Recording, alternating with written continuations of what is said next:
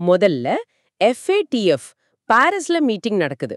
இதுல பாகிஸ்தான் மாதிரி நாடுகள்ல இருக்கிற தடை செய்யப்பட்ட குரூப்ஸ்க்கு அரசு பண உதவி செய்யுதான்லாம் பாப்பாங்கன்னு உங்க நோட் சொல்லுது. இது பெரிய விஷயமாச்சே. ஆமாங்க, ரொம்ப முக்கியமான விஷயம். FATFங்கிறது ஒரு இன்டர் கவர்மெண்டல் பாடி, அதாவது அரசாங்கங்களுக்கு இடையிலான ஒரு அமைப்பு. இவங்க வேலை என்னன்னா, இந்த பண மோசடி, டெரரிசத்துக்கு போற பணம், இது எல்லாம் தடுக்கிறது தான்.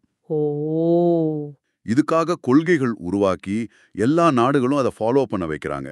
இது 1989ல G7 மாநாட்டில் ஆரம்பிச்சாங்க.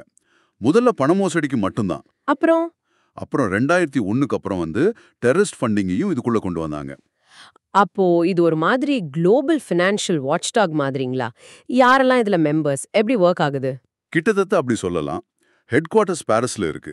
இதுல அமெரிக்கா, இந்தியா, சீனா, சவுதி, UK, ஜெர்மனி, பிரான்ஸ், அப்புறம் யூரோப்பியன் யூனியன்னு மொத்தம் 39 மெம்பர்ஸ் இருக்காங்க.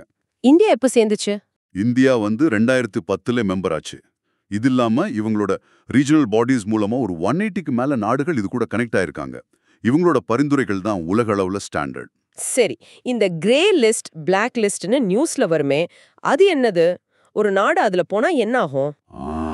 அது இவங்களோட மானிட்டரிங் சிஸ்டம். நாடுகள்லாம் இவங்க சொல்ற ரூல்ஸை ஃபாலோ பண்றாங்களான்னு பார்ப்பாங்க.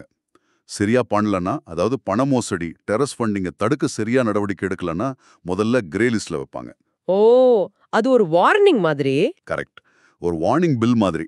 இன்னும் நீங்க திருந்தலனா அடுத்த ஸ்டெப்னு சொல்ற மாதிரி. பிளாக் லிஸ்ட் இன்னும் சீரியஸ். நான் கோஆபரேட்டிவ் கண்ட்ரீஸ் ஆர் டெரிட்டரிஸ்னு சொல்லுவாங்க. இந்த நாடுகள் டெரரிஸ்ட் ஃபண்டிங்கையும் பண மோசடியும் சப்போர்ட் பண்றதா அர்த்தம். இப்போ நார்த் கொரியா, ஈரான், மியான்மர், இந்த 3 நாடுகள் பிளாக் லிஸ்ட்ல இருக்கு. இதுல இருந்தா என்னென்ன பிரச்சனை வரும்? ரொம்ப கஷ்டம். IMF, world bank, Asian development bank, European union, இவங்க கிட்ட இருந்து எந்த உதவியும் கடனும் கிடைக்காது. அப்படியா? ஆமா, நிறைய பொருளாதார தடைகள் வரும். உலக அளவுல ஃபினான்ஸ் மார்க்கெட்ல பார்ட்டிசிபேட் பண்றது ரொம்ப கஷ்டமாயிடும். நாட்டின் பொருளாதாரமே பாதிக்கப்படும்.